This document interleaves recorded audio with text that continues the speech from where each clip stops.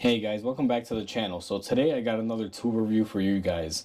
What we have in front of us are the Steelman wheel hanger sets.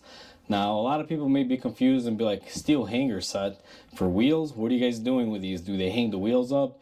And actually, you're right. These are actually meant to help you remove and reinstall wheels on a lot of European cars. So what these are, guys, and they're really simple.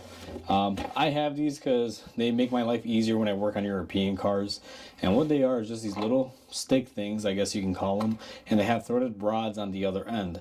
Now, the way these work is if you're working on a European vehicle, is you're supposed to thread these into where the lug nuts would go before you remove the wheel. Then you go ahead and remove your wheels out, and these will actually hang the wheel so that way the wheel doesn't fall and basically hit you. Now we're going to be demonstrating this on an Audi, so let me take you guys over to the car and show you how these actually work. Alright guys, so we are looking at our wheel. Now the car that we're going to be working on is an Audi. And the reason why these are very useful, you'll notice that I took off every single lug nut except for this one right here. And what happens on these wheels is they don't use a traditional stud and nut method to hold the wheel on. They use something like this. Once you remove this lug nut from the actual hub, you'll see the threads and everything come off with it. It's all one piece. And what will happen when you remove all of them is the wheel is not being held on by anything except for the little flange on the hub. And sometimes it'll be seized on there and it'll stay on there, but when you try to disrupt it and move it, it'll fall. Now, either way, when this wheel decides to come off, it'll fall. It'll either fall on your foot and hurt you, or what happens is they'll fall on the rotor. They'll damage the little shield behind there, and it'll eventually start making noise like, scraping noises. Now, what you want to do, and the way you use this tool is, you take it, and all you're going to want to do is go ahead and just thread it into one of the lug nut holes. Now, they give you two of the same size, and some people say you're supposed to use two of them to hold it up. It's not the case. I've tried using both of these threaded in here at the same time. I find it's a real headache to try to, get the wheel off because these are super long. The way I've always used them is just use one on each wheel, and I believe they give you two because you could use it. Let's say you're doing brakes on the front axle, you have one wheel on one side and one on the other, and you can have two at a time going. If you want, you could also have four at a time going if you buy two sets, but again, for me, having two is perfectly fine. Once you went ahead and you got that in there and it's nice and tight, what you're going to want to do is just come in here and remove your last remaining lug nut. Now I call these lug nuts, they could be called lug studs or whatever you want to call them. I don't know what the technical name is, guys. Remove the fastener holding on the wheel if you really want to be technical. Once we have that off, now what you can do is kind of rock the wheel to break it free from the hub. And if you guys notice, nothing else is holding it except for the hub and now our tool. And the reason why it's called a hanger is because it does exactly what the name suggests. You can hang the wheel on here. As you guys can see, I can just pull my wheel here straight off. And what I find is sometimes there will be a little bit of corrosion. It'll get kind of caught up on this curled side where, they give it the little grips on the tool. But other than that, you just pull off your wheel easy peasy like that. And once it's time to reinstall it, now this is going to be challenging because the camera is in the way, but you're going to want to basically take your wheel and you just line it up with your hanger and you just basically push it on. Now you can walk away from this thing, guys. It'll hold the wheel. Now you can go ahead and grab your stud and your socket and you can start putting in all of your lug nut bolts. Now the way I like to reattach the wheel when I'm using this is I just put two of them in there, enough to hold it kind of cross pattern.